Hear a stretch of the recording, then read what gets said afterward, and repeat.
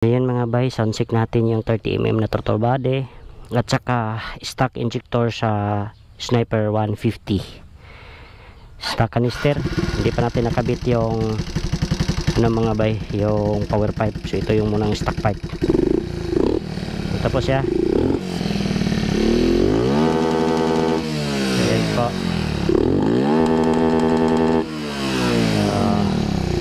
Goods na, all goods. May konting pugak siya, so itutsun natin yan sa ECU. So,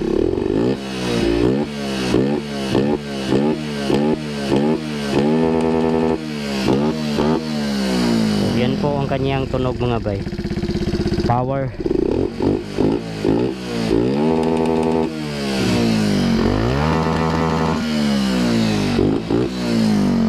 So ito, top speed muna natin tong 40 natin na engine sprocket bago natin palitan ng 15 mga bay. Ayan, diretso na tayo.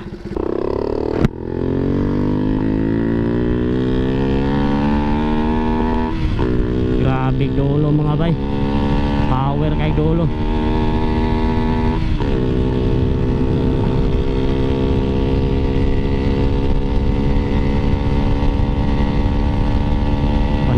Na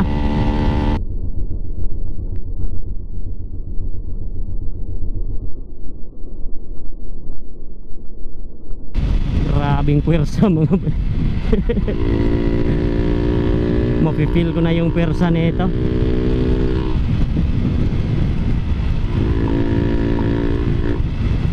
Mapipil ko na yung puwersa ni 5.7. kulang nito ECU na lang talaga mga bay. Yung plano kong bilhin is yung Litatek na ECU kasi matutuyo natin sa cellphone. And fourth gear lang.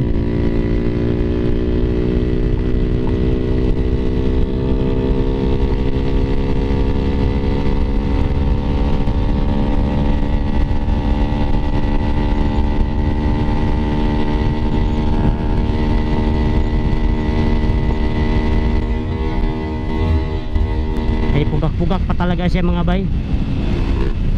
May pugak-pugak pa akong ma-feel sa kanya. So yan talaga pag hindi pa mature yung ECU, pero goods na, all goods. So malapit na mag-110. So kulang tayo sa daan mga bay. Pero ang bilis niya mag-100. Grabe. So babalik tayo. So ito na yung last top speed natin.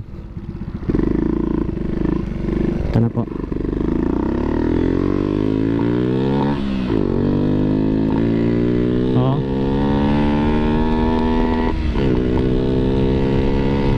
Marinig yung mga pugak-pugak. Hala, hindi tayo makapag birit nito, kulang sa daan mga bay. Wala, nasi-short tayo sa daan. But at least nafe-feel natin, pero alam kong kulang pa siya ng high speed mga bay. Mafe-feel ko yung sprocket natin, parang maghanap pa siya ng cambia, kaya balik natin to sa 1534. Maganda kasi yung 1534 nito mga bay.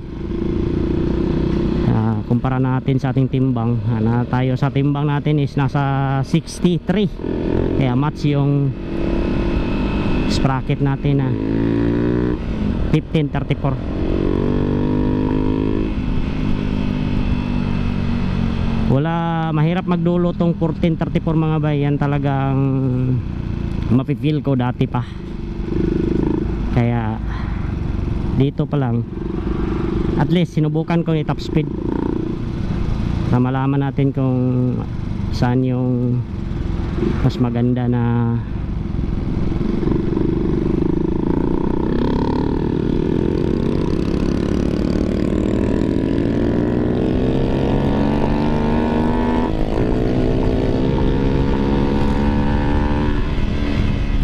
yung power.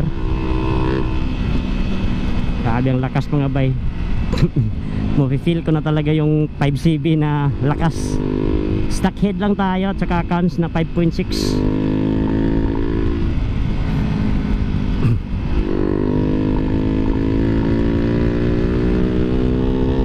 Ayan.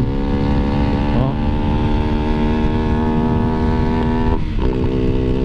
Yung dudulo na siya.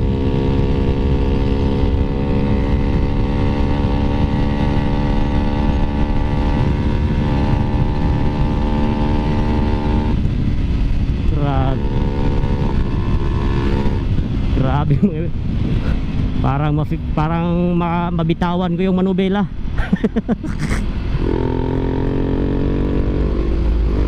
Grabe. Iba talaga ang experience natin dito mga bay sa 5CV na to.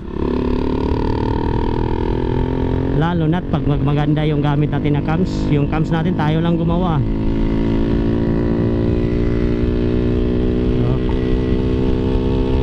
So, alam ko na kung paano lalaruin to.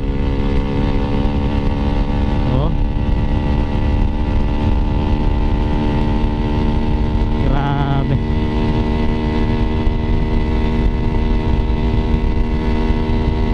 110 ah. Oo, 110.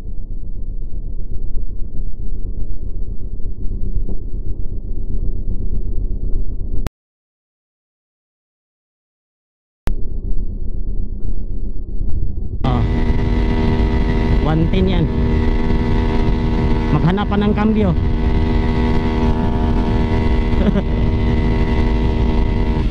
Maghanap pa ng ano mga bay, maghanap pa ng gear. Gusto pa niya mag 6 speed ay 5 speed. Kaya yan, palitan na natin to ng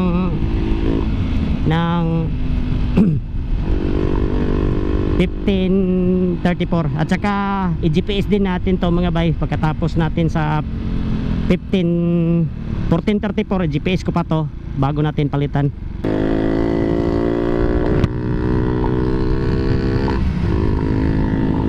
Magpugak-pugak pa siya mga bay. Merong pugak pa to kasi hindi pa to nachuchon. Kaya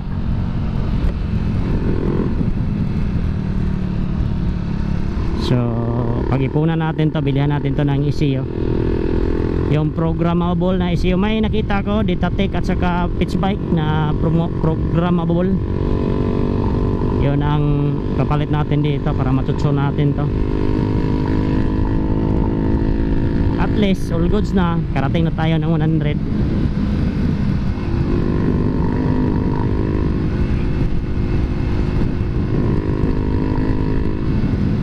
So wala tayong plate number, hindi pa natin nakabit yung plate number.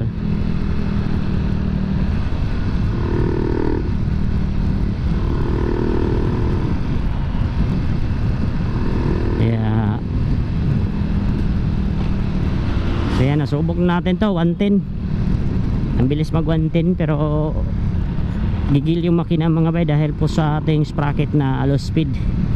14 kasi yung engine nito, kaya balik natin ng 15 para magiging high speed siya mga bay.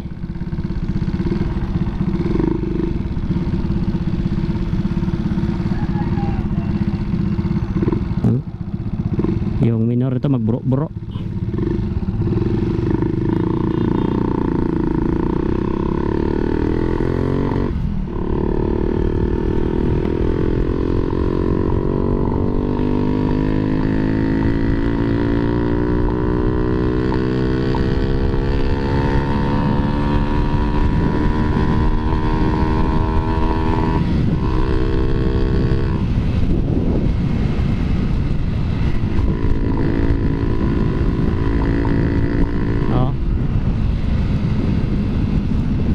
Pero mga bay, may napansin ako dito yung doon siguro to sa injector natin lagayan. Maluwag kasi yung doon mga bay, kaya pag ano natin yun, tawag nun, gawa natin yun ng paraan na mawala yung singaw doon.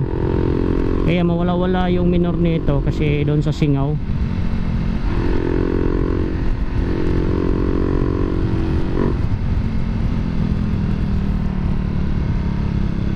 Yun ang problema nito mga bay, yung singaw. Yung binili kasi natin na manifold pang R15 yun, kaya replacement lang, hindi yung original. Kaya siguro yun, hindi siya mo pumapasok yung injector ng maayos.